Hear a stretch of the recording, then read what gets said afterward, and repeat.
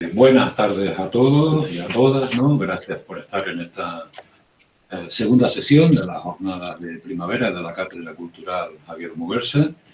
Y en el día de hoy lo que tenemos es básicamente programadas dos actividades, ¿no? En primer lugar, lo que haremos será una presentación del libro colectivo que está editado por Miriam Hernández y Miguel Mandujano.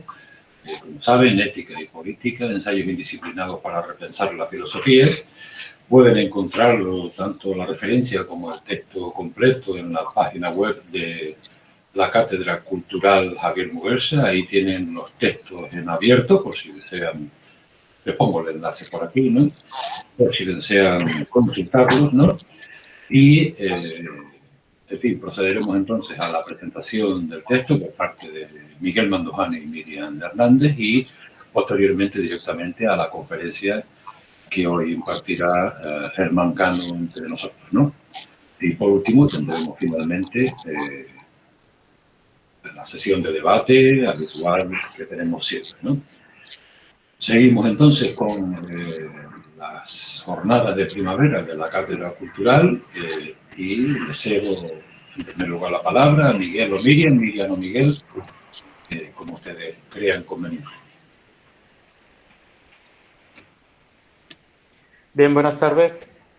Sí, únicamente hacer realmente una presentación muy breve del libro al que nos hemos estado refiriendo por varios días con el alumnado y que tengo por aquí, ¿no? Aquí lo pueden ver, porque aunque tengamos pues, los textos prácticamente en abierto en el blog, como acaba de comentar Roberto, siempre un libro físico, un libro objeto en papel es una cosa bonita de tener en las manos.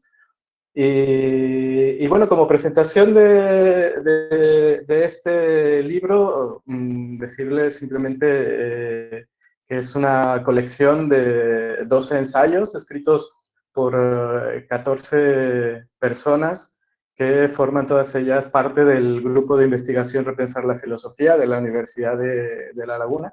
Y hay dos cosas que me gustan a mí mucho de este grupo y de este libro colectivo que hemos tenido la oportunidad, que eso quería agradecer de inicio, de coordinar los trabajos junto con Miriam.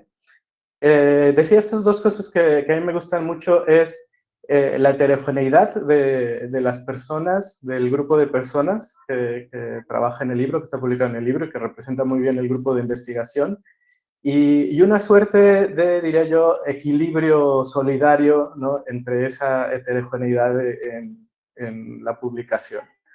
Personas en muy distintos puntos de su carrera, autores, bueno, profesores consolidados de mucha experiencia, investigadores noveles, profesores noveles.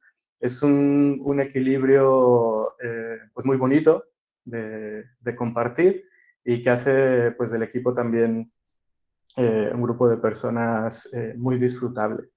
Y la otra cuestión que me gusta mucho es la convicción del grupo que refleja el nombre, Repensar la Filosofía, que como digo, es la convicción que yo me he encontrado en este grupo de personas, la determinación, ¿no?, que se convierte en seña de identidad, de no solamente pensar y decir lo que se piensa, sino de pensar y volver a pensar, ¿no?, de repensar la filosofía, porque creo que eso precisamente en este ámbito es algo que se tiene que hacer con un sentido autocrítico, con un sentido también no solamente de comunicación de ideas, sino partiendo desde este propio sentido de la crítica, ¿no?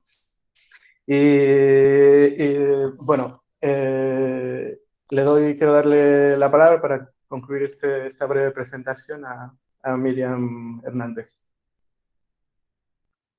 Gracias, Miguel. Voy a ocuparme de resumir brevemente el contenido del libro, así como para poner la miel en los labios. Y bueno, es Pablo Ródenas, que está por aquí, ¿no? Profesor jubilado, como ya decían antes, quien inicia el recorrido de esta obra, invitándonos a repensar la voluntad de poder, ¿no? Y ofreciéndonos su visión sobre una democracia equitativista, incompatible con la impotencia ciudadana. A continuación son los profesores Carlos Marzán y Marcos Hernández, quienes nos acercan de la mano tanto de la teoría crítica como del cine a la actualidad de la denominada teoría de los rackets, desarrollada por el Instituto de Investigación Social. En el siguiente capítulo, el investigador Francisco Javier Clemente reflexiona sobre la imaginación y nuestra condición narrativa de la mano de Ortega y Gasset y Cervantes principalmente, pero también de otros autores. Luego, Vicente Hernández Pedrero, profesor, se centra en las nociones comunes espinosistas y da paso a dos capítulos que están muy vinculados con la filosofía de Spinoza. Uno de ellos es el que nos presenta el investigador Julio Carreño sobre la relación entre los afectos y el deseo, y otro es el que nos presenta Jezabel Rodríguez sobre la educación. Luego, la investigadora y bailarina Sara Reyes Acosta nos propone pensar sobre la danza, el cuerpo y el conocimiento. Desde la antropología filosófica de Günther Anders, el investigador Raico Herrera nos sitúa en el mundo tecnificado y la deshumanización del ser humano en la era tecnológica. Posteriormente será Roberto Rodríguez quien nos propone repensar la democracia exponiendo el tránsito desde la apuesta moderna por formas de gobierno representativas que la rechazan hasta su aceptación como forma de gobierno. En el siguiente capítulo será la profesora Chaksirasi Escuela, en un esfuerzo por reivindicar la filosofía de uno de los filósofos de la tradición marxista más olvidados, ¿no? Quien va a presentar y reflexionar acerca de las tesis materialistas de Alfred Sonretter. Luego, la investigadora Mónica Canavadía y yo misma les presentamos una concepción de la vulnerabilidad desde la perspectiva poshumanista que trata de poner en diálogo las filosofías de Rosy Braidotti y de Judith Butler. Y por último, será uno de los coordinadores de nuestro libro, Miguel Mandujano, quien cierre este proyecto presentándonos la proximidad entre la metodología de la emancipación de la feminista chicana Chela Sandoval y la política del amor revolucionario en el discurso de la activista Uria Butella. En síntesis, ¿no? Este libro contiene dos ensayos que, como comentamos en la descripción, y cito, si bien se acogen a la sintomática combinación de ética más política, lo hacen con una intención que no siempre comprenden las disciplinas, la de pensar y repensar incluso la filosofía misma. Y dicho esto, quedan todos invitados e invitadas a acercarse a nuestros ensayos indisciplinados para repensar la filosofía. Gracias a todos y todas. Muy bien, muchas gracias, Miriam, Miguel. En fin, seguimos con el acto previsto y en primer lugar, pues debo decirles que contamos hoy, es un enorme placer contar por parte de la cátedra y de todos y cada uno de sus miembros con la presencia hoy entre nosotros de Germán Cano.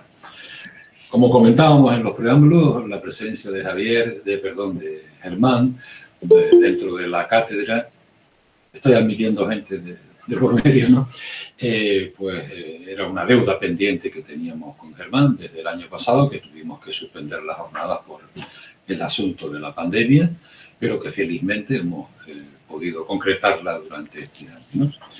En fin, un placer, Germán, gracias por estar aquí entre nosotros. Me corresponde una breve presentación, espero que me disculpe por la brevedad de la misma, pero en cualquier caso yo me atrevería a decir que contamos hoy con uno de los pensadores, uno de los filósofos más representativos de la filosofía actual, del pensamiento filosófico español actual, ¿no? Un pensador riguroso, erudito, que ha hablado y dialogado críticamente con buena parte de la filosofía contemporánea y que al mismo tiempo muestra una preocupación social o por el pensamiento político, que luego comento también que me parece más que loable y destacable, ¿no?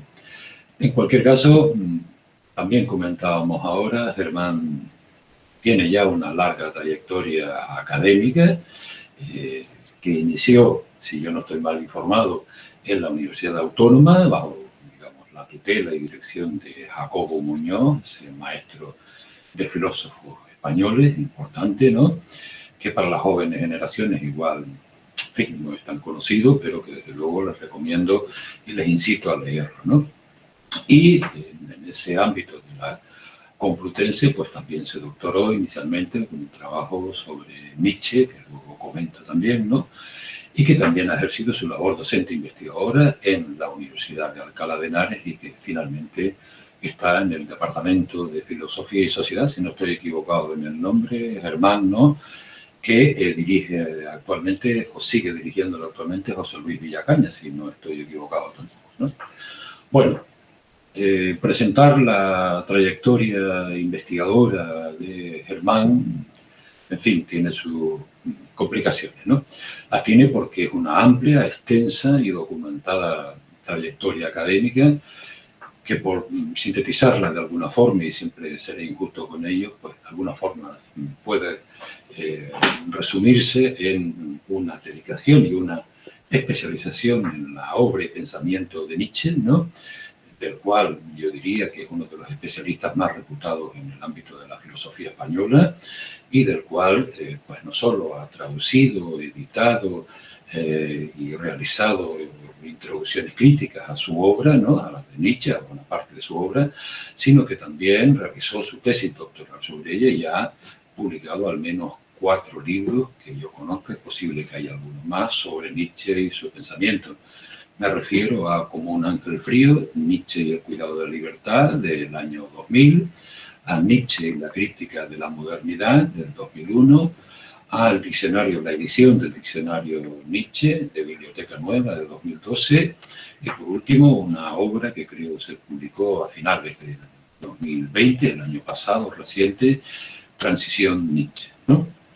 Y en el sentido, digamos, que contamos con un especialista más que reputado en la obra y pensamiento de Nietzsche. Pero Germán también es un filósofo que ha entablado un diálogo constante con buena parte del pensamiento filosófico contemporáneo.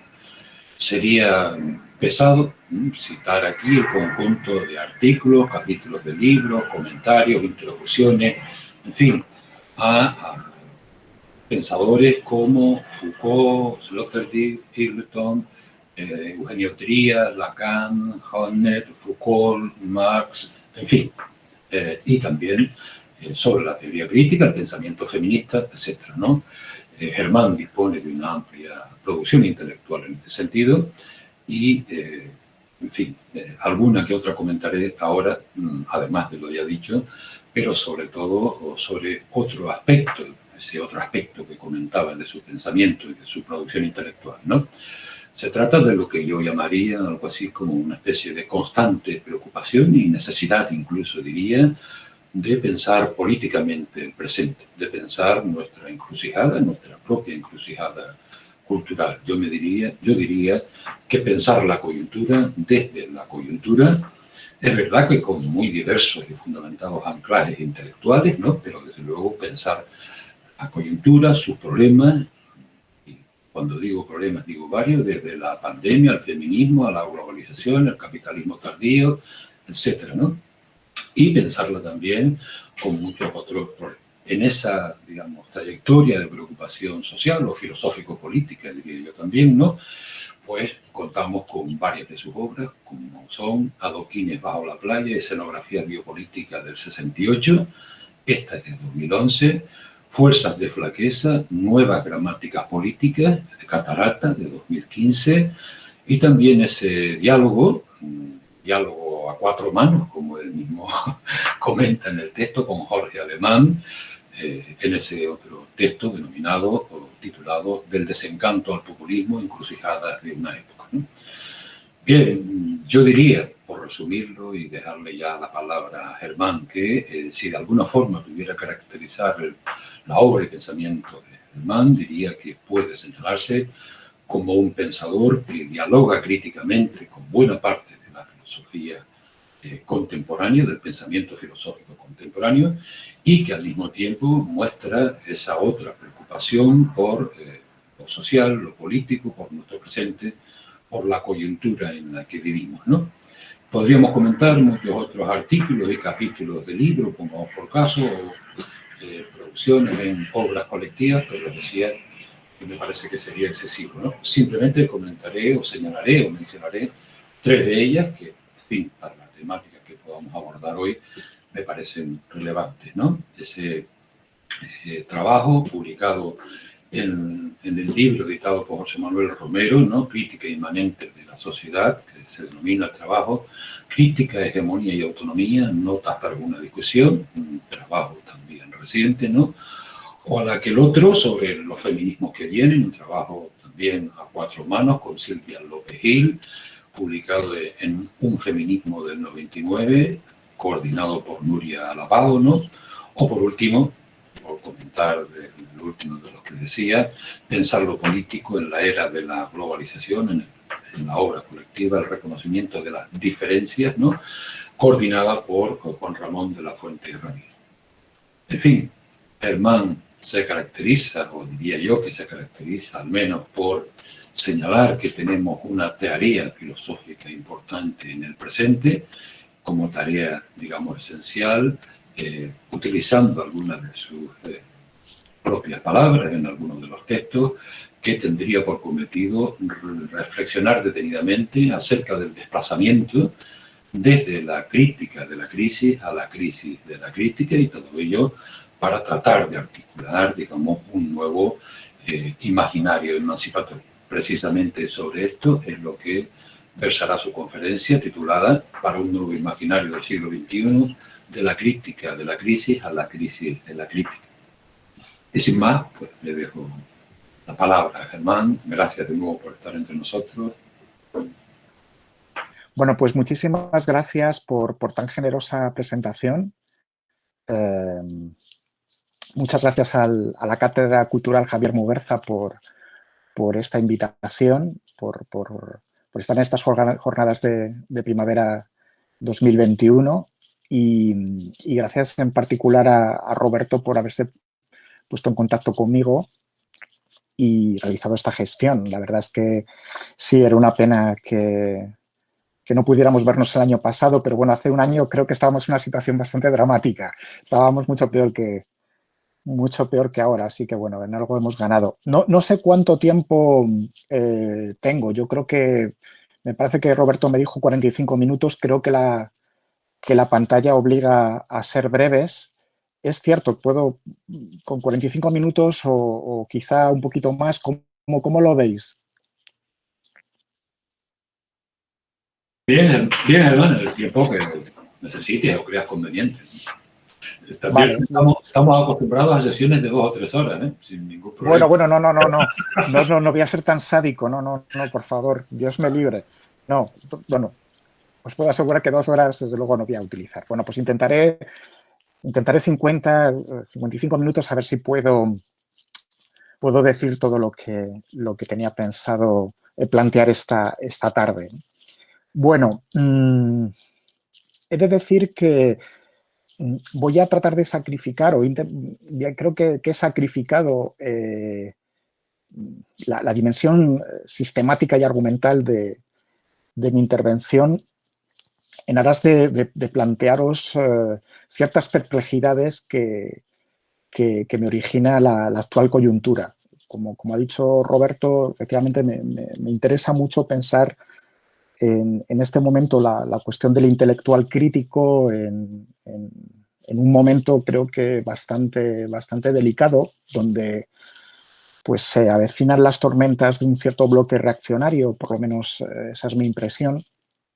Y voy a tratar hoy de utilizar diferentes materiales para pensar qué tipo de imaginación política o qué tipo de planteamiento utópico se podría desplegar para responder a este funesto horizonte, ¿no? Esta es un poco la línea que querría seguir en mi intervención, ¿no? Y he utilizado la palabra perplejidad justamente por hacer un pequeño homenaje a Javier Muguerza, a quien, bueno, pues no solamente leí con bastante detenimiento durante mi mi etapa de estudiante, sino al que conocí personalmente cuando organizamos el homenaje a Jacobo Muñoz. Javier Muguerza estaba ya muy delicado de salud y la verdad es que fue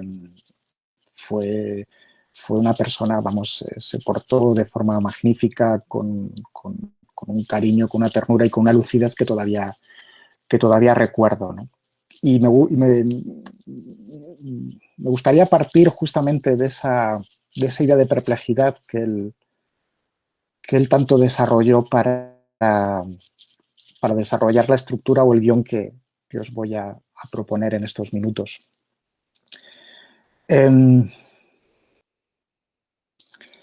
No solamente porque Javier Muguerza dedicó bastante tiempo a estudiar a Jürgen Habermas y sus aportaciones a la teoría crítica, sino por la especial atención que también dedicó a reflexionar sobre la figura del intelectual, me ha parecido pertinente empezar mi propuesta aludiendo a un texto de 1984 de Habermas que fue editado por él mismo en varias ocasiones, con diferentes títulos. Voy a plantear el siguiente marco estructural, o voy a seguir este desarrollo. En primer lugar, voy a partir de este texto de Habermas, titulado La nueva opacidad, un texto de 1984, para dibujar un poco el escenario en el que me voy a mover a continuación.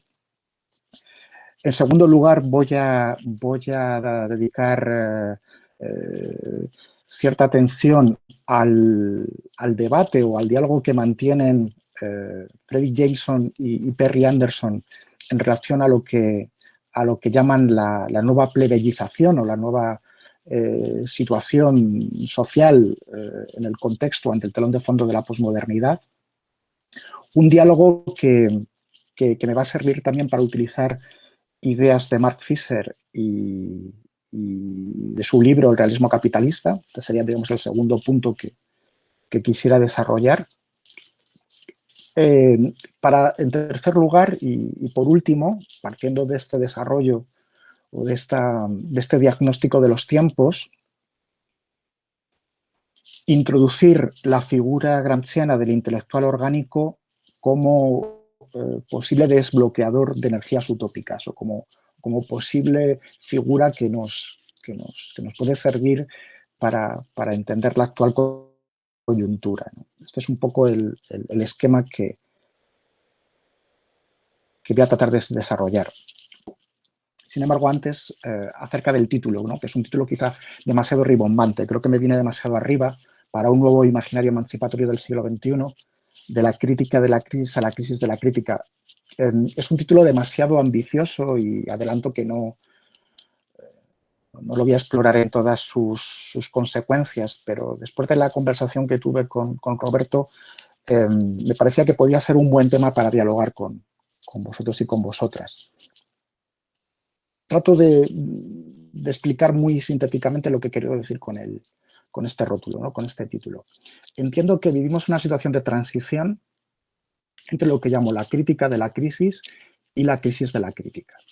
Un escenario de transición, umbral, un crucijada, en donde determinados planteamientos de la teoría crítica de la modernidad han sido revisados, incluso abandonados, y en donde también emerge otro escenario que yo llamaría la crisis de la crítica, en donde determinadas apuestas políticas entienden la necesidad de subordinar la dimensión de la crítica a la dimensión emancipatoria de las clases populares, o abogan por renunciar o por debilitar o por reducir la importancia de la crítica en aras de una reflexión sobre la imaginación política, sobre la imaginación utópica.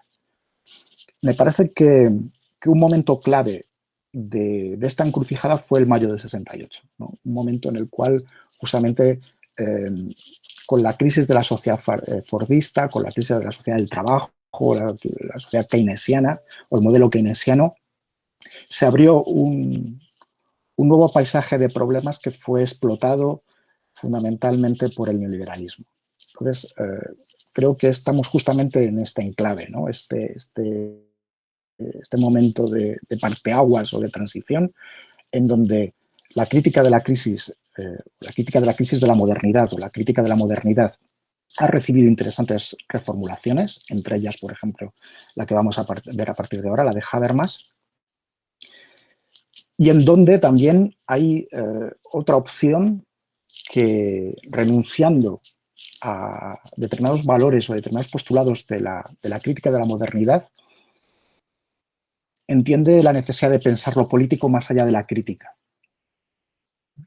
Un pensador paradigmático en sentido positivo, porque los hay en sentido negativo, de esta crisis de la crítica sería Jacques Rancière, ¿no? Con su denuncia de la figura teórica de la vanguardia crítica y entendiendo Rancière la necesidad de abandonar pues, ese privilegio de la crítica para entender la emancipación desde un punto de vista estético o desde otras perspectivas.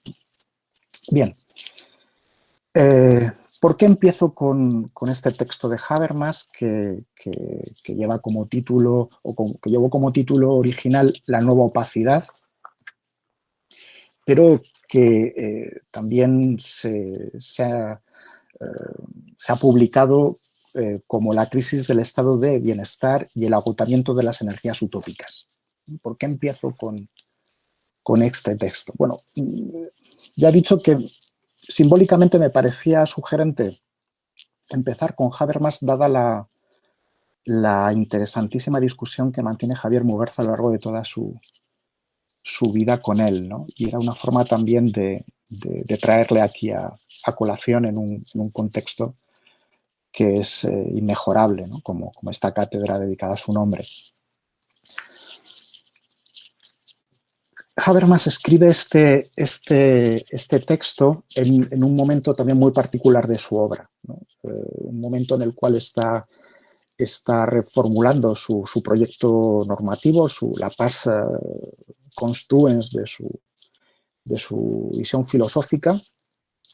Es un momento cercano a las lecturas del discurso, sobre el discurso filosófico de la modernidad, donde se enfrenta o polemiza con todos los pensadores llamados postestructuralistas o posmodernos. Y es un texto también especialmente interesante porque dio lugar a una lectura que pronunció el propio Habermas en Madrid en el Congreso de los Diputados, invitado por Gregorio Peces Barba, en un momento también especial de la historia española, después de la victoria del PSOE en el año 82. 84 también es una fecha de profundas resonancias, no solamente porque remite a la famosa novela de George Orwell, y esto no es baladí, como voy a tratar de argumentar, sino porque es el año en el cual también Fredric Jameson escribe su libro sobre la posmodernidad, sobre la teoría cultural de la posmodernidad en la sociedad tardocapitalista, ¿no? Su teoría. Su libro ya también que bueno, fue anticipado por un célebre artículo.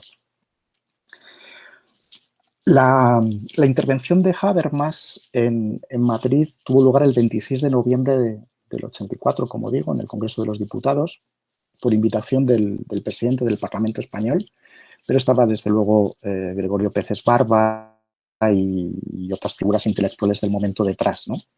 Hace unos días me contaron una anécdota, ¿no? de esta invitación a Habermas, que no sé si será real, pero bueno, es curiosa, ¿no? Incluso parece un chiste. Por lo visto, en este contexto en donde también la reciente democracia española necesitaba legitimarse y disfrutar de cierta atención en el extranjero, se invitó, el Congreso de los Diputados invitó antes que a Habermas a Karl Popper y a Noam Chomsky.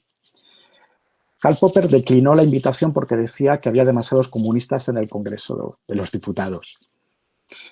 Y Chomsky también declinó la misma invitación porque decía que había demasiado franquismo, que existían muchos diputados franquistas aún en el hemiciclo, ¿no? Ante la imposibilidad de traer a Chomsky y Popper, por lo visto se invitó a Habermas, quien solamente dijo que, bueno, que cuando pasaban a buscarle, ¿no? Que por supuesto accedería a venir a España y impartir esta conferencia.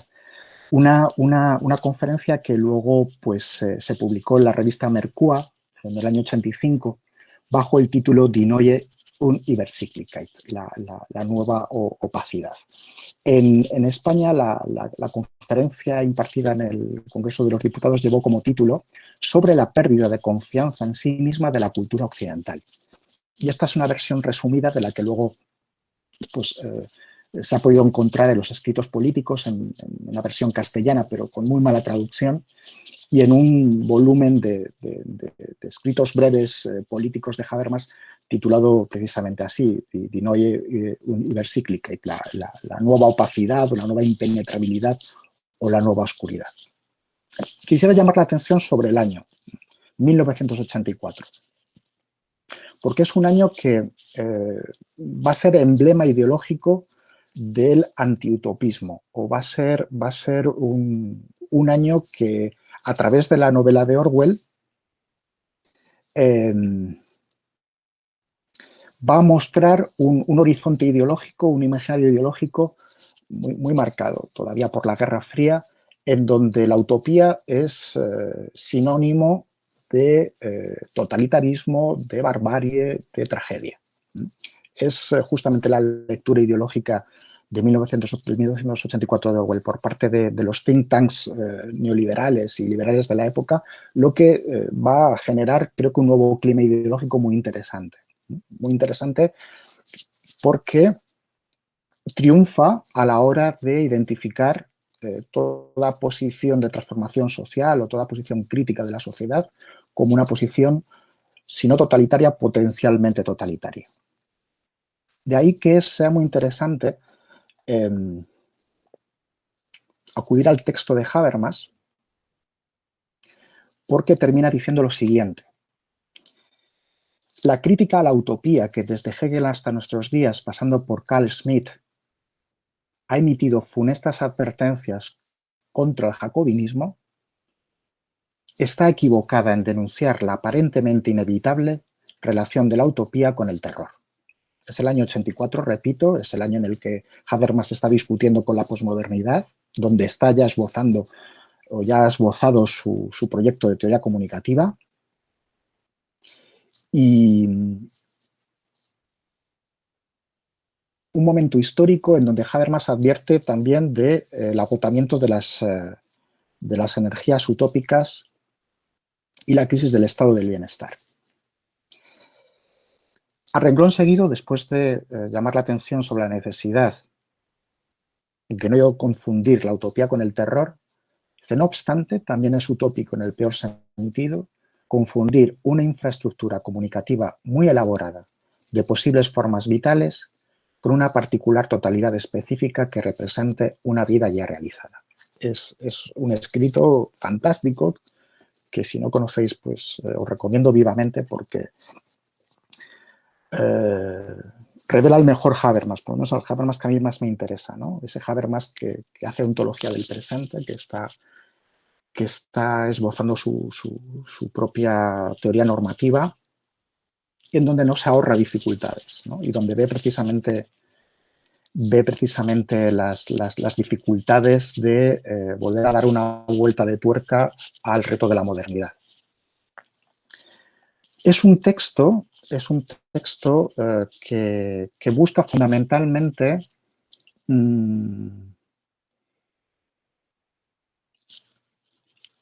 mostrar o corroborar el fin de la sociedad del trabajo, entendiendo que un determinado modelo utópico ya no es de recibo, ya es inutilizable, no puede servir para ninguna agenda política. Es decir, que el modelo del trabajo, la utopía del trabajo que encontramos, por ejemplo, en el marxismo, está agotada. No en vano, el propio Habermas reconoce cómo hay ya diferentes diagnósticos, por ejemplo, el de los autores más o menos cercanos al autonomismo, que hablan de una situación extremadamente novedosa. un momento en el que también cabe advertir la crisis de la sociedad disciplinaria y las crecientes dificultades de los gobiernos occidentales de imponer un modelo de gobernanza. En este texto, Habermas distingue tres reacciones para él fallidas, para él incompletas ante la crisis del estado del bienestar. En primer lugar, la reacción que él llama legitimista, una reacción que aprecia en gran parte de la socialdemocracia europea, todavía una concepción basada en los valores de la sociedad industrial y el Estado social. Los legitimistas, según Habermas, vendrían a ser los conservadores, quienes solamente buscan consolidar lo que se ha alcanzado, lo que ya se ha conquistado, pero no son capaces de proponer o de brindar horizontes de futuro. Estos legitimistas esperan encontrar el equilibrio entre dos puntos, el desarrollo del Estado social y la modernización por medio del mercado. En cualquier caso, no tocan el mercado, no tocan la estructura económica. Dicho entre paréntesis, me gusta o me llama la atención la imagen de Habermas en el hemiciclo, hablando entre los diputados de 1984, en ese contexto en el que el PSOE está en España introduciendo la desindustrialización y en donde el texto justamente advierte de las falsas autocomplacencias de la socialdemocracia occidental. No sé cómo fue recibido el mensaje y el discurso de Habermas en 1984 por el socialismo español, sobre todo teniendo en cuenta la importancia que ha tenido Habermas en ese desarrollo socialdemócrata o en esa agenda socialdemócrata en esos años en España, ¿no? Es interesante volver a leer el texto en este contexto, ¿no? En el contexto histórico español de 1984. Bien, pues retomo el hilo. Como os decía, una posible respuesta ante la crisis del estado de bienestar es la respuesta que él llama legitimista, que es una respuesta para Habermas agotada, la respuesta propia de la socialdemocracia clásica. En segundo lugar, la posición neoconservadora. Y en tercer lugar, la posición disidente. Voy a mencionar brevemente qué significa la posición neoconservadora y la posición disidente. La posición neoconservadora es parecida a la legitimista en el sentido en que, bueno, pues, no quiere tocar la economía, no plantea la necesidad de hacer ninguna crítica a la estructura capitalista. Lo que los neoconservadores plantean es la necesidad de una política económica orientada hacia la oferta con la intención de mejorar las condiciones de capitalización y poner socialmente en marcha el proceso de acumulación capitalista. Una característica creo que muy interesante del diagnóstico de Habermas. Dice que los neoconservadores exigen que la política cultural actúe desacreditando a los intelectuales portadores del modernismo y, por otra parte, entienden necesario seguir cultivando la vida convencional del patriotismo, de la religión burguesa y de la cultura popular. Señalo esto porque luego retomaré este punto, ¿no? La posición neoconservadora ante la crisis del estado de bienestar entiende la importancia de desacreditar toda posición intelectual modernista o toda posición intelectual que intente generar mediaciones entre la sociedad civil y los aparatos del Estado, o entre la alta cultura y la baja cultura. Lo que interesa a los conservadores es erosionar o eliminar esa dimensión de puente, ¿no? Esa dimensión del intelectual que puede ir, ¿no? Traduciendo a las formas de vida de la sociedad civil cuestiones teóricas o cuestiones económicas o cuestiones sociológicas de mayor complejidad. Y en tercer lugar, la tercera posición es la de los disidentes del crecimiento. En esos momentos, Habermas está dialogando y manteniendo un debate también muy intenso con los verdes en Alemania, que están además teniendo opciones de gobierno. La posición de Habermas es crítica respecto a estos disidentes del crecimiento por su planteamiento directamente antiproductivista. Hay algo, sin embargo, que Habermas destaca de esta posición disidente que él no comparte, que es que esta posición considera necesaria una autonomía del mundo vital. El esquema teórico que está manejando Habermas aquí es la célebre distinción entre sistema y mundo de vida. Yo entiendo que esta posición de Habermas no es interesante, no es muy sugerente para pensar nuestra realidad. Pero me parece muy interesante este texto porque creo que llama muy bien la atención o registra muy bien, o detecta muy bien el problema del agotamiento de las energías utópicas ya en el año 80. Él no habla de hegemonía neoliberal o no habla en ningún momento de un nuevo paradigma ideológico que se está imponiendo, pero está viendo, creo, vamos, con bastante lucidez, cómo este repliegue de la sociedad keynesiana, cómo este repliegue de la sociedad moderna en ese sentido, está desembocando en una nueva dinámica social. Es importante también que Habermas plantee este escenario como una oportunidad de pensar la crisis en términos formativos, es decir, en términos de un aprendizaje social. Justamente lo que impide la teoría de sistemas de Luhmann o lo que impide tanto la posición neoconservadora como cierta posición disidente. Es sugerente leer el texto como un intento de pensar la categoría de crisis desde el marco del idealismo alemán, desde el marco de una voluntad de razón, pero también desde una posible propuesta de un aprendizaje colectivo que está bloqueado. Por eso Habermas hace referencias a cómo el modelo social de la modernidad que se inicia con la Revolución Francesa está desapareciendo, está siendo eclipsado por una lógica que tampoco denomina posmoderna, pero que está siendo percibida por otros autores como el mismo Jameson como una lógica cultural dentro del tardocapitalismo, del capitalismo tardío, que nos obliga a replantear nuestras categorías. Es también muy interesante, aparte de esta referencia a la crisis o esta referencia a la necesidad de pensar la crisis en términos formativos, no desde los parámetros de la teoría de sistemas, es creo muy importante que Habermas subraye el modelo de Gramsci o el modelo gramsciano como un modelo capaz de interpretar las dinámicas de poder de la sociedad contemporánea.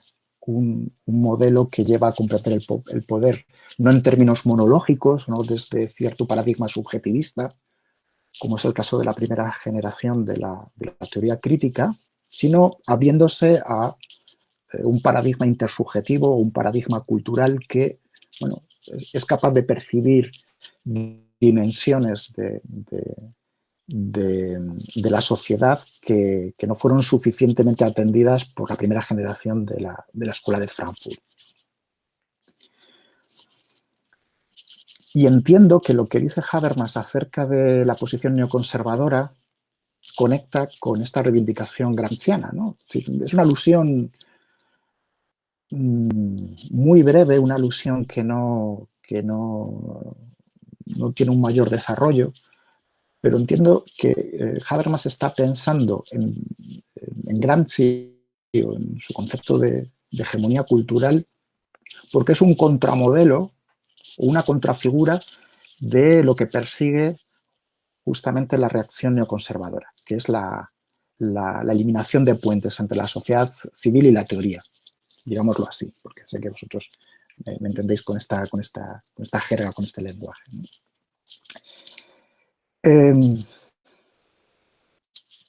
Todo esto es lo que Habermas denomina la nueva opacidad. La nueva opacidad o la nueva impenetrabilidad o la nueva oscuridad. Un término que no es muy corriente en alemán, pero que desde entonces hizo cierta fortuna. Era un Übersichtlichkeit, alude, hace referencia a contextos de uso que van desde la cirugía estética, y no es broma, hasta la capacidad de formar coaliciones en el espectro de los partidos alemanes. La opacidad tiene que ver, por tanto, con este bloqueo utópico, con esta incapacidad de tender puentes entre la teoría y la praxis. La nueva opacidad tiene que ver con la incapacidad de hacer una lectura reflexiva de la crisis de la modernidad que permita, por así decirlo, una nueva vuelta de tuerca dentro del propio paradigma de la modernidad. Cito un pasaje de Žižek, de su libro sobre Lenin, en donde Žižek retoma este término de Habermas. Dice: en la era de lo que Habermas designó como la nueva opacidad, nuestra experiencia cotidiana es más mistificadora que nunca. La propia modernización genera nuevos oscurantismos. La reducción de la libertad se nos presenta como la llegada de nuevas libertades. Repito, la reducción de la libertad se nos presenta como la llegada de nuevas libertades. La percepción de que vivimos en una sociedad de elecciones libres, en la que tenemos que elegir hasta nuestros rasgos más naturales, es la forma de aparición de su exacto contrario, de la ausencia de verdaderas opciones. Žižek aquí pone el ejemplo de la escritora norteamericana de origen ruso, ahora modelo de muchos autores neoliberales, Ayn Rand, quien, según Žižek, lleva esta lógica, ¿no?, de la opacidad a su consumación. Según Žižek, el interés que tiene la obra de Ayn Rand es que se presenta a sí misma como, ¿cómo decirlo?, se presenta como una opción capitalista victimista, como una opción capitalista que necesita ser defendida en contra de los enemigos totalitarios. Por eso, como dice Žižek, hay consignas de Rand como el capitalismo es ideal desconocido, o en lemas como altos directivos, la última especie estadounidense en peligro de extinción. Es decir, lejos de presentarse, ¿no?, la ideología capitalista como una ideología de poder, lejos de presentarse como una ideología potente, como una ideología hegemónica, hay un cierto deleite en presentarse como victimista, ¿no?, como en peligro en relación a las fuerzas totalitarias. Antes comentaba que no es baladí que este diagnóstico tuviera lugar en 1984, ¿no?, porque entiendo que la fecha y la propia lectura que en esos momentos estaba haciendo del libro de Orwell buscaba identificar de forma machacona esa complementariedad entre pulsión utópica y totalitarismo, identificando toda forma utópica o toda imaginación de futuro como estalinista. Esto es un rasgo característico del pensamiento neoliberal de posguerra, ¿no?, la urgencia por desmantelar toda pulsión utópica e identificarla como desmesura, como hibris, como abstracción totalitaria que atenta contra la pluralidad, que atenta contra las propias legaliformidades de la historia o la propia composición de las sociedades, ¿no? La opacidad, por tanto, y con esto termino el primer punto de mi intervención. La opacidad descrita por Habermas en el 84, la nueva opacidad, la nueva impenetrabilidad, sería tanto un bloqueo reflexivo de las relaciones entre teoría y práctica, como de un marco de aprendizaje social y colectivo de las situaciones de crisis. Habermas, por tanto, entendería que la única salida es volver al horizonte de la modernidad, de volver a cierto horizonte utópico, desprendiéndose de lo que para Habermas ha quedado agotado, que es la utopía laboral, la utopía del trabajo. Sabemos cuál es la solución que da Habermas a este impasse, ¿no? El hecho de que el agotamiento de la pulsión utópica del trabajo se desplace o sea ocupada por la utopía de la comunicación. Yo aquí tengo también serias dudas, ¿no?, en este paso que da Habermas de la utopía del trabajo a la utopía de la comunicación, pero entiendo que este diagnóstico sigue valiendo, este de la nueva opacidad. Parece que es importante. Bueno, dicho esto, vamos al segundo punto, ¿no?, que es el punto en el cual voy a poner a dialogar a Jameson, a Mark Fisher y a Perry Anderson. Es más fácil para nosotros hoy en día imaginar el profundo deterioro de la Tierra y de la naturaleza que el colapso del capitalismo tardío. Quizá esto se deba a alguna debilidad en nuestra imaginación. Que se haya convertido en un lugar común acudir a la famosa cita de Fredric Jameson en Las semillas del tiempo, una obra de 1992, puede indicarnos también algo interesante sobre las tensiones culturales entre las élites y el resto de las clases sociales. Posiblemente haya sido Mark Fisher quien mejor ha reflexionado recientemente sobre el significado que este realismo capitalista tiene para las actuales luchas políticas entre lo que en otro tiempo se llamaba la alta y la baja cultura.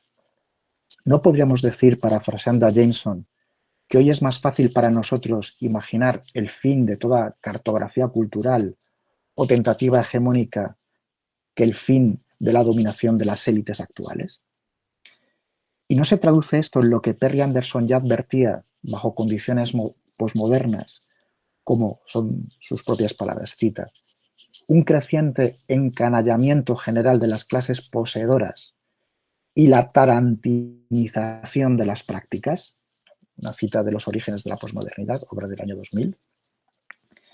Hace ya algunos años, desde las filas de un liberalismo crítico preocupado por la anemia política dominante y contra el auge apasionado de los fanatismos, el politólogo Michael Walzer advertía con el poeta Yeats de que los mejores no tienen convicciones y los peores rebosan de intensa y apasionada energía. Hoy, desde luego, nos parece difícil reconocer quiénes son los mejores, ¿no?, o quiénes son los que deberían gobernar nuestros destinos. La apasionada energía de los nuevos liderazgos parece dirigirse precisamente contra todo contrato social, ecológico y generacional. Pero esta degradación desde arriba, este encanallamiento de las élites a la que alude Perry Anderson, ¿no es también equivalente a una estrategia de degradación asimilada a veces desde abajo? Como ha sostenido rotundamente Mark Fisher, vale recordar que la peculiar lógica que ha impuesto el neoliberalismo desde aproximadamente la década de los 70 es esta. Tratar a las personas como si fueran inteligentes, se nos ha hecho creer, es elitista, mientras que tratarlas como si fueran estúpidas es democrático. No hace falta decir, sobre Fisher, que el ataque al elitismo cultural ha sido la contracara de una agresiva restauración de la élite material.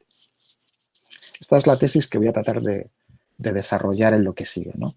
Repito, no hace falta decir que el ataque al elitismo cultural ha sido la contracara de una agresiva restauración de la élite material. Podríamos relacionar este planteamiento de Fisher, esta cita de Fisher, justamente con lo que advertía Habermas en el 84, ¿no?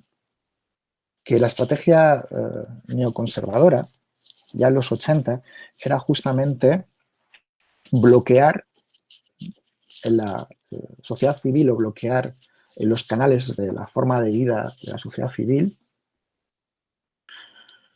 toda penetración del modernismo intelectual o de las actitudes modernistas. Volveré sobre esto. En realidad puede entenderse el diagnóstico crítico de Fisher acerca del realismo capitalista y su sugerente apuesta por lo que él denomina un modernismo popular desde esta clave.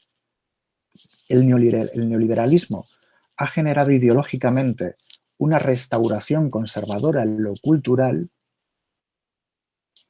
que, bajo la bandera de una agresiva libertad antipaternalista frente a supuestas restricciones de índole totalitaria, ha terminado desertizando las mediaciones y los trasvases que en otro tiempo permitían desplazamientos fructíferos entre las clases trabajadoras y capitales culturales en principio ajenos.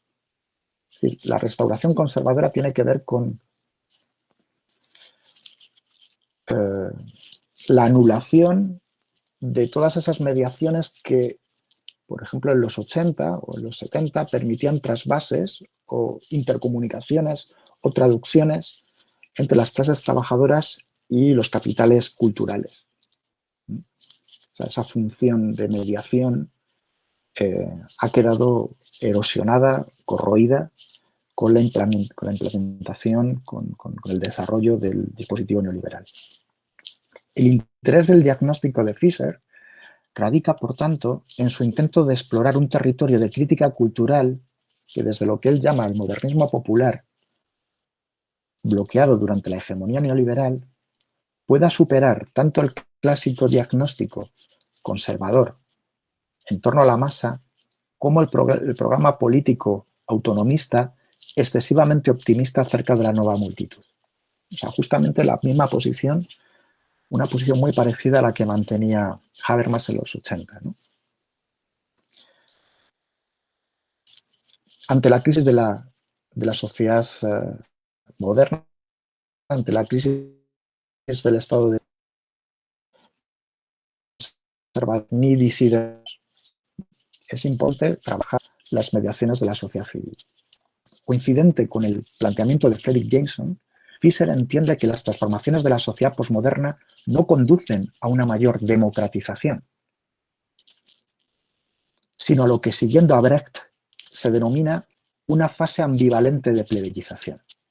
Es decir, la posmodernidad o el tardocapitalismo plantea un escenario estructural totalmente diferente.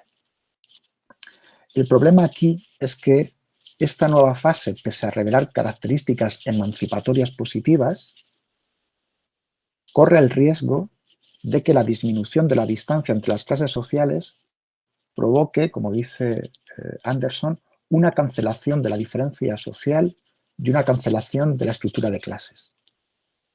Es decir, bajo las nuevas condiciones estructurales tardocapitalistas, desaparece del horizonte político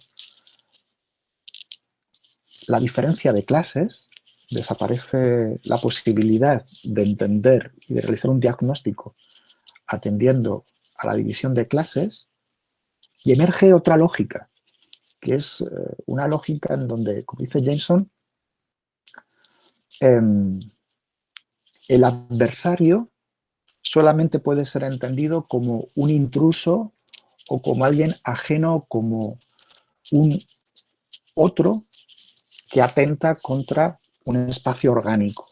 Es como si la lógica de la negatividad propia de la división de clases desapareciera en favor de una nueva lógica inmunitaria, digámoslo así, ¿no? Donde el enemigo ya no es visto como un adversario político, sino como un intruso, como alguien que amenaza tu supuesta identidad. El enemigo, por tanto, se percibe de otra forma. Esto también conduce a lo que Jameson denomina la imposibilidad de hacer cartografías cognitivas, ¿no? La imposibilidad de plantear un diagnóstico, un análisis de la sociedad desde una perspectiva orientada a la totalidad. Desaparece esta posibilidad de hacer una cartografía cognitiva de las sociedades contemporáneas.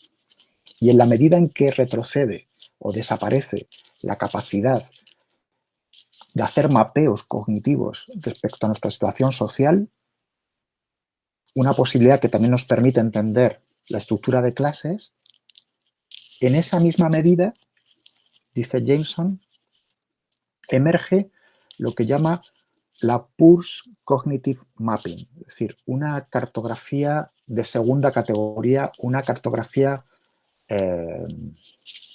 limitada, una cartografía que tiene que ver con la conspiración, con las conjuras, con las estructuras de complot. Me parece que esto es muy importante para pensar nuestra realidad actual. Repito, en la medida en que desaparece la posibilidad de hacer mapeos o de plantear lecturas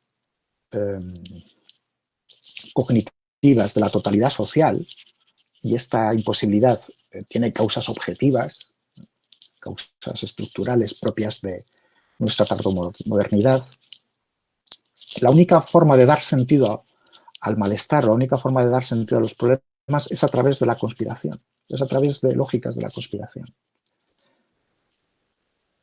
No es casual que en este contexto ambivalente de plebeyización, tanto Perry Anderson como Jameson, como también Habermas, evoquen la figura y el legado alternativo de Antonio Gramsci. El modo en el que Perry Anderson alude a Gramsci es muy interesante. Justamente en el momento en el que Perry Anderson está dialogando con Jameson, en los orígenes de la posmodernidad,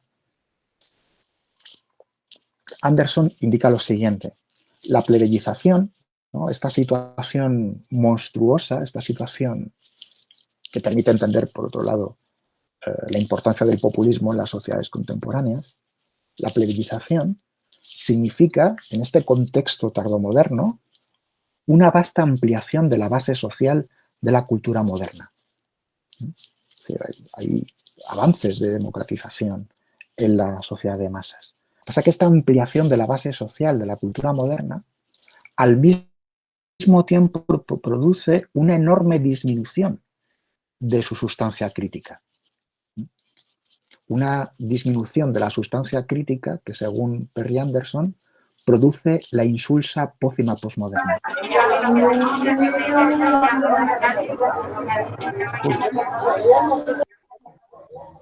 Creo que alguien ha dejado el micrófono abierto.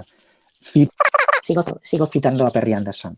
En este paso se ha trocado la cualidad por la cantidad, en un proceso que se puede ver alternativamente como una saludable emancipación de las restricciones de clase o como una funesta contracción de las energías inventivas.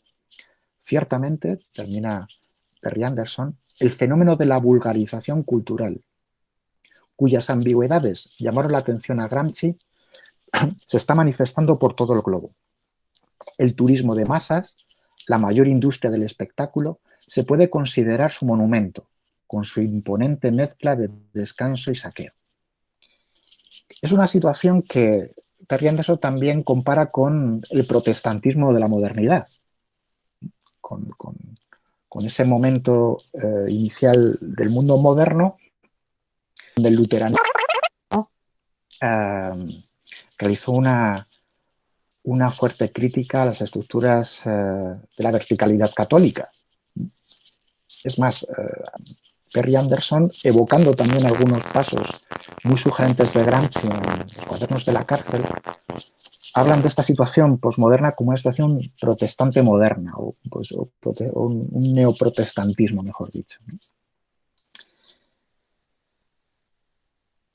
Frente a este neoprotestantismo, ¿no?, o este protestantismo posmoderno, siguiendo la analogía gramsciana que traza Anderson, ¿qué tipo de modelo crítico debemos defender para no quedar fuera de juego de los movimientos históricos concretos de la plebeyización? Porque, claro, esto impone digamos, preguntas decisivas y plantea la necesidad de reformular el programa crítico.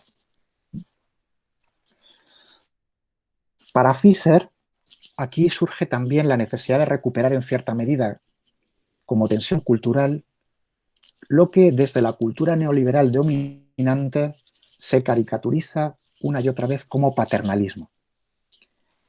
Según Fischer, la elección neoliberal nos deja atrapados en nosotros mismos, permitiéndonos elegir solo entre versiones mínimamente diferentes de lo que ya hemos elegido.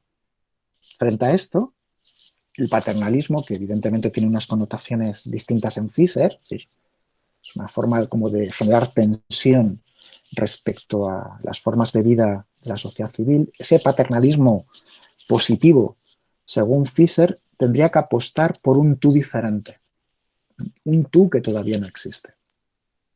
Lo que mediáticamente Fischer denomina como populismo, o lo que mediáticamente, mejor dicho, se denomina con cierto apresuramiento como populismo, o en la terminología fischeriana, popismo, no sería sino la horma de un dispositivo de poder que, subrayando la excusa de hacer lo que el público quiere, refuerza al mismo tiempo también lo que las élites quieren.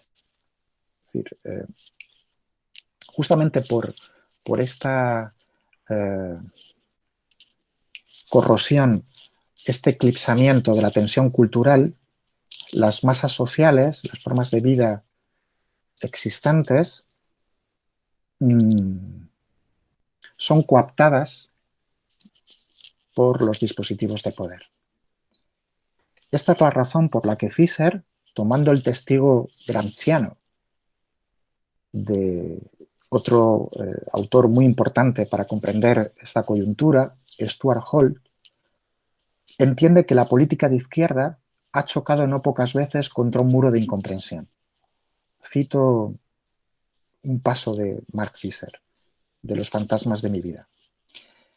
Vale la pena recordar que nunca existió una política de izquierda que tuviera algún tipo de adecuación con el modernismo popular de los 60-80. Como Hall advirtió a finales de los 70, el socialismo se vio atrapado en un tradicionalismo enfocado hacia el pasado, que no tiene terreno fértil en el campo libidinal abierto por el capitalismo postfordista. El blairismo, de Tony Blair, meramente caracterizó a esa forma de capitalismo, de modo que el desafío de construir una política de izquierda para estos nuevos tiempos todavía está delante de nosotros. Esta defensa, ¿no?, de un modernismo popular a contracorriente, en cierto modo a contracorriente, ¿no?, en cierto sentido a contrapelo de las tendencias dominantes, conecta, creo, perfectamente con el programa habermasiano en sus formulaciones iniciales, ¿no?, en sus formulaciones más esquemáticas.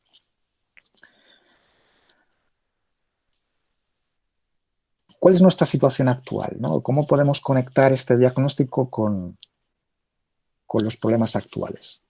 Yo creo que hay diferentes fenómenos que nos ayudan a ejemplificar o a entender, ¿no?, todo lo que está en juego en este diagnóstico, ¿no? El fenómeno de los chalecos amarillos en Francia, el Brexit, el ascenso de los populismos de izquierda y de derecha, la desafección hacia la política representativa, el descrédito de los medios de comunicación tradicionales, las fake news. Pareciera que un gran signo de nuestro tiempo es la existencia de un doble desprecio, ¿no?, lo que podríamos llamar un doble desprecio del pueblo.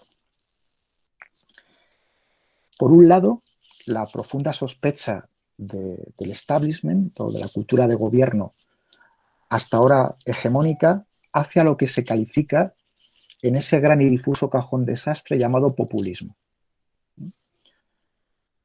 Una desafección creciente y recelosa, por otro, hacia toda forma de mediación o instituciones ligadas a la política convencional. básicamente la representativa, como por ejemplo el parlamentarismo. Lo que parece observarse en la sociedad contemporánea es un doble desprecio del pueblo entendido como genitivo subjetivo y genitivo objetivo. Una doble herida que se retroalimenta, cuya interacción dinámica esconde casi siempre un escenario políticamente impotente, repetitivo.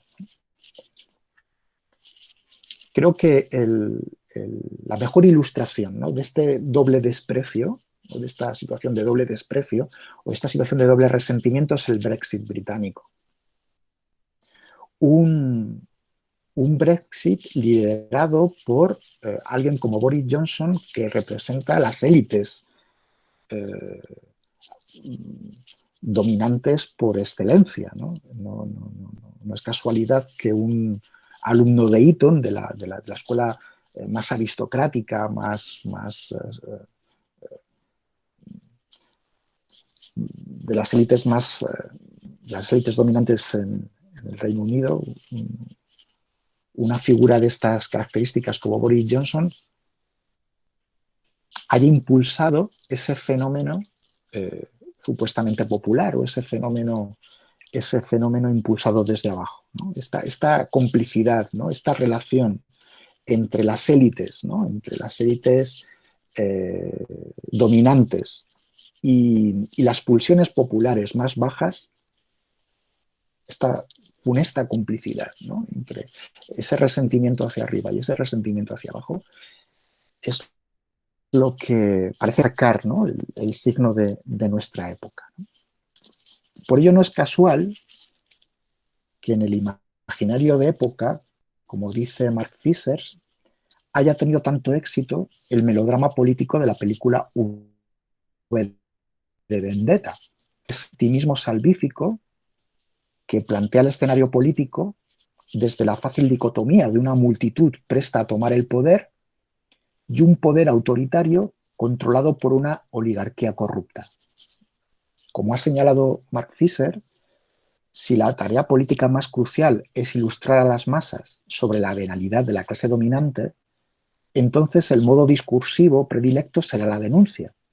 Sin embargo, este esquema repite más que desafía la lógica del orden liberal. No es un accidente que los periódicos fomenten el mismo modo de denuncia, ¿no?, o esta contraposición simple entre la inocencia de las clases populares y la degradación del poder, ¿no? Es decir, no hay ninguna mediación política en este esquema. Sigue diciendo Fisher, los ataques a los políticos tienden a reforzar la atmósfera de cinismo difuso de la que se alimenta el realismo capitalista. Es decir, otra forma de entender el realismo capitalista es como un escenario político bloqueado por dos cinismos, el cinismo desde abajo y el cinismo desde arriba. En este cinismo generalizado no haría más que reproducirse el statu quo. Y ese cinismo es la otra cara de la desertización de la sociedad civil. Ese cinismo no es la otra cara de la falta de mediaciones, ¿no?, de la falta de diálogo, de la falta de traducción a la que aludía Habermas en su diagnóstico del 84. Como vemos, este doble discurso de desprecio aparece no pocas veces en nuestros medios de comunicación. Por un lado, encontramos la autosuficiencia condescendiente de las élites adultas, ¿no?, esas clases amenazadas y supuestamente asediadas por la inundación caótica y amorfa de lo popular. Por otra parte, encontraríamos la aparición de chulescos outsiders antisistemas, no pocas veces vestidos como machos alfas ofendidos, dispuestos a reivindicar sus supuestos derechos pisoteados y a hablar por fin sin complejos frente a la politiquería reinante. O sea, es curioso que en esta pinza tendríamos por una parte, ¿no?, esa sensación, ¿no?, de que el mundo de las élites tecnocráticas tradicionales, esa sensación, ¿no?, de crisis en donde estas élites tecnocráticas pues se ven amenazadas Y por el otro lado tendríamos esas reivindicaciones cada vez más coaptadas por los movimientos reaccionarios que se expresan en el lenguaje de la antipolítica. Esta fusión de desprecios desde arriba y abajo y desde abajo arriba se condensa asimismo en nuevas figuras políticas. Podría ser interesante aludir o hacer referencia a la vista de estos problemas a la escuela de Frankfurt, ¿no? al célebre diagnóstico, por ejemplo, de Leo Leventhal, según el cual la cultura de masas es psicoanálisis al revés. Cuando la escuela de Frankfurt forja el concepto de industria cultural, buscaba también de alguna manera una tercera vía entre la crítica conservadora de la rebelión de las masas, paradigmáticamente el libro de Ortega, y un falso populismo que identificaba demasiado a la ligera la cultura de masas con una irreversible democratización de la experiencia. Lo que no se señala muchas veces es que cuando Adorno y Horkheimer hablan de la industria cultural, no están haciendo ninguna crítica a la cultura de masas o a la democratización de la experiencia en las sociedades del capitalismo tardío. Más bien buscan justamente dotar de complejidad a este esquema, ¿no? Ir más allá de la pinza entre, por un lado, ese conservadurismo elitista que ve solamente en la sociedad de masas una degradación de la cultura y una cierta idealización un tanto absurda de lo popular como tal, ¿no? Lo que encontramos en la escuela de Frankfurt más bien es la necesidad de pensar estas dos heridas, ¿no? Significativamente, en todo caso, el cinismo parece cada vez más el tono habitual de época, donde una acelerada pulsión expresivista no deja respiro a la seducción pedagógica por el consentimiento. Es más, en un contexto de sospecha, donde toda confianza natural en el medio informativo de propagación decae, reparemos en la crisis del periodismo, aparece paradójicamente como el más sincero quien no necesita esconder sus mentiras, quien hace gala de su posición afectiva de forma explícita, partisana. ¿Cuántos políticos últimamente están explotando una supuesta autenticidad que solo se justifica confirmando la sospecha de que hay que sospechar sobre todo de los políticos y los medios? Trump ha hecho toda una carrera justamente apelando a este mensaje. Hablamos mucho de posverdad, pero esta en realidad solo se entiende como una posición beligerante en un contexto que se presupone ya indiscutiblemente contaminado, ¿no? Donde nadie dice la verdad o donde, digamos, nada merece crédito. Justamente por eso el cinismo se impone. Podría decirse que en una guerra, en una situación que se presupone previamente como un conflicto, como una guerra, no necesitamos ya conocimiento como tablas de salvación. Cuando la confianza en el ecosistema comunicativo, cuando la confianza en la esfera pública se intoxica, buscamos antes que nada protección, ¿no? Pero solamente esta situación se entiende bajo la premisa de la intoxicación o el recelo o la contaminación del medio comunicativo. Cinismo desde arriba,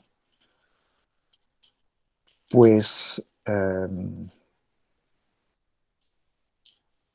encontramos, ¿no?, sofisticados gurús de la comunicación que exploran las posibilidades de los big data y los nuevos formatos mediáticos para captar el malestar popular, y cinismo desde abajo, donde la política solo parece revelarse como un subterfugio tramposo de los poderosos para imponer desnudamente, de forma desvergonzada, impúdica, sus intereses.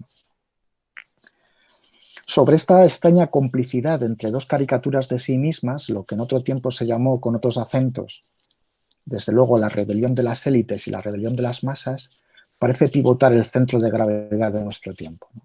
Esto también podría ser otra forma de plantear el diagnóstico, ¿no? O sea, asistimos a una situación en donde hay una doble rebelión, una rebelión de las élites y una rebelión de las masas.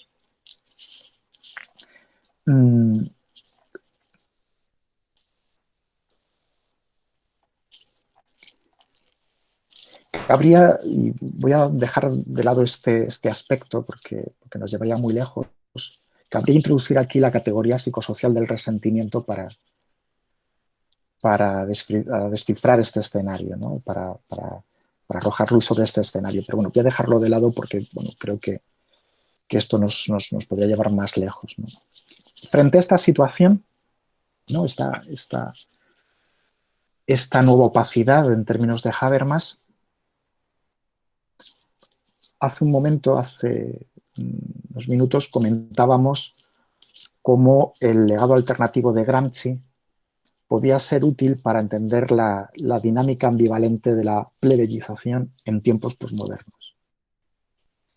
La imagen gramsciana del centro de anudamiento, una categoría que encontramos en su obra, nos brinda un ejercicio de pensamiento donde la filosofía de la praxis no se propone tanto como un acto autodestructivo de la herencia filosófica o de la teoría, sino como un gesto crítico frente a aquellos teóricos o filósofos que no comprenden la necesidad de afirmar la síntesis entre la teoría y la práctica. O sea, creo que lo que conecta a Gramsci con Habermas y su planteamiento en torno a la nueva opacidad es la necesidad de reivindicar una nueva síntesis entre la teoría y la práctica. Es esta reivindicación de esta síntesis o esta armonía o conjunción teoría-práctica lo que anunciaría para Gramsci una filosofía reformada, una filosofía que puede intervenir en la coyuntura porque forma parte indisolublemente de ella y está marcada por el sello de la política. Es decir, para Gramsci una acción transformadora no puede dejar de ser una teoría, una filosofía, un discurso que se arriesga a decir lo que pasa y en esa medida organiza la realidad. Pero también es una palabra que desea o que busca desear con el mismo deseo que la realidad, o que es sensible o está muy atenta a conectar con el deseo latente o existente en una determinada sociedad, ¿no? En esta contaminación, en esta necesidad de conjugar la teoría y la praxis, no basta, como ya señalaba Marx, con que el pensamiento, la teoría, busque su realización concreta en el mundo. No basta con que el pensamiento aspire a concretarse, a aterrizar en el mundo. Es menester, además, presuponer escenarios en los que la realidad se encuentre en disposición de buscar al pensamiento. Es decir, hay que encontrar escenarios, enclaves, momentos sociales en donde las luchas concretas se encuentren en disposición de buscar a la teoría, de buscar a un tipo de abstracción que permita mapear o que permita orientarse en esta realidad tan opaca.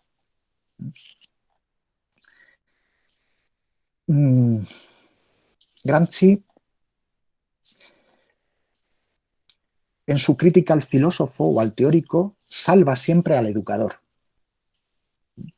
Salva siempre al maestro, entre comillas, al político maestro, no deja nunca de pensar del partido en el partido político como una maestría, como una organización educativa. Gramsci nunca o cómo decirlo, lejos de castigarse, ¿no?, por su posición privilegiada como teórico, o lejos de realizar una autocrítica feroz sobre las falsas exigencias del pensamiento filosófico, entiende que lo que hay que hacer es ejercer esta dimensión responsablemente.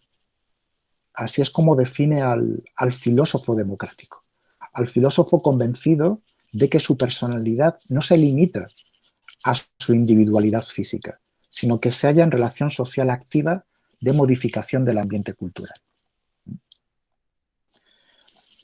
Aquí es donde planteo una nueva conexión con Habermas. Gramsci recupera el programa del idealismo alemán. En la célebre cita de los cuadernos de la cárcel, que voy a comentar a continuación, percibimos esta conexión con esa voluntad de razón, con esa voluntad de modernidad que también reivindica Habermas en el escrito del 84. El texto de Gramsci es archicitado y simplemente lo menciono. El error del intelectual consiste en creer que se puede saber sin comprender, y especialmente sin sentir ni ser apasionado. No se hace política e historia sin esta pasión, sin esta vinculación sentimental entre los intelectuales y el pueblo.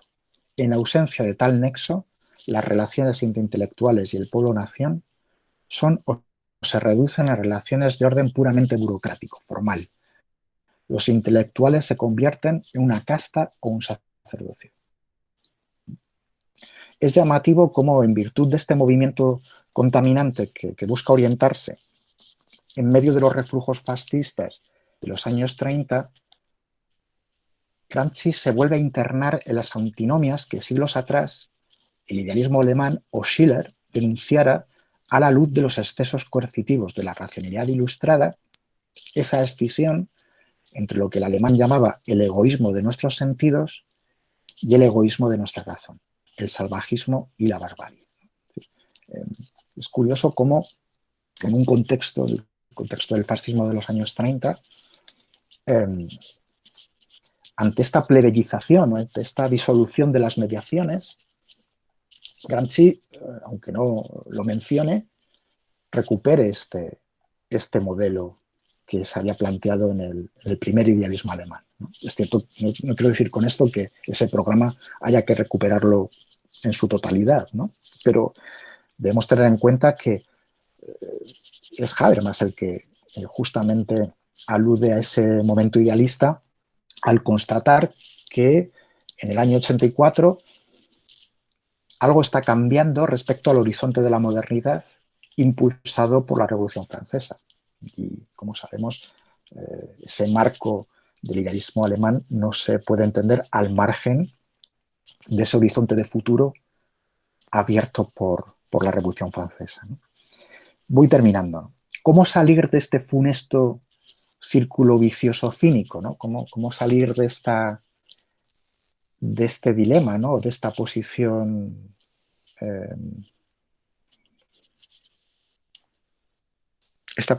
que se encuentra en medio, ¿no? de dos cinismos?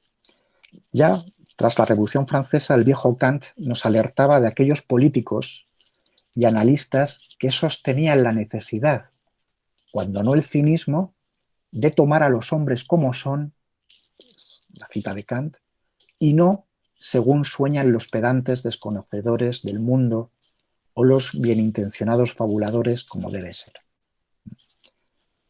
Es una cita de Kant del conflicto de las facultades, ¿no? Kant se enfrenta a esas posiciones burkeanas contrarrevolucionarias que empezaban a ser populares en la Alemania de la época, esas posiciones que sostenían la necesidad de tomar a los hombres, a los seres humanos, como eran, ¿no? Y no como soñaban los pedantes desconocedores del mundo, ¿no? Aquí, en esta alusión de Kant a la crítica a los pedantes, o esta referencia de Kant a aquellos que critican a los excesivamente teóricos, encontramos lecciones interesantes para nuestro presente. Kant inmediatamente añadía que ese realismo chato del tal como son los hombres, ¿no? ese espejo, ese supuesto espejo fidedigno de la realidad, solo significaba a lo que les hemos llevado a ser nosotros mediante coerción injusta, mediante golpes traidores que tuvo en su mano darles el gobierno. Es, de alguna forma, lo mismo que plantea Fischer en su realismo capitalista, ¿no? Todos aquellos mensajes que insisten tanto en tomar a los hombres como realmente son, ignora que esa descripción fidedigna de la humanidad tal y como es, no es sino el efecto de las relaciones de poder o de las relaciones de gobierno o de las relaciones de dominación que se han impuesto en la historia. Lo más interesante de este gesto crítico antiburkeano, anticontrarrevolucionario, es su cuestionamiento de la legitimidad de la continuidad histórica. Esa continuidad naturalizada convenientemente con objeto de impugnar todo movimiento social transformador, es decir, todo movimiento utópico, toda imaginación política. Quería terminar con una frase, con una cita de Fredric Jameson que me parece muy pertinente, ¿no? Dice Jameson en esta obra llamada Las semillas del tiempo: pienso que no hay tarea más urgente para las personas progresistas en el primer mundo que analizar y diagnosticar infatigablemente el miedo y la ansiedad ante la utopía misma. Hay que llevar a cabo una terapia colectiva con las propias víctimas de la despolitización, lanzar una mirada rigurosa a todo lo que fantaseamos como mutilador, privativo, opresivo, lúgubre y depresivo para todas las visiones disponibles de una transformación del orden social.